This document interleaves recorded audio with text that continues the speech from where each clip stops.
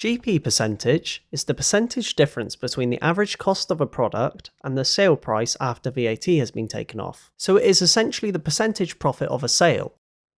Here you can set a GP target percentage, and using this and the average cost, it will calculate you a recommended retail price.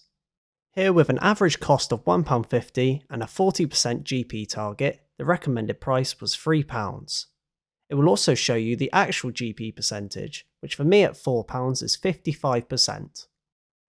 When ordering products, if the price of the product or case being ordered is updated at any point through the order, it will automatically update your GP percentage.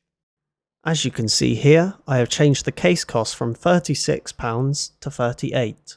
Now when I go back to my product, I can see that the average cost of this product has increased by 8p, and therefore my actual GP percentage has gone down due to a lower percentage of profits because of a higher cost.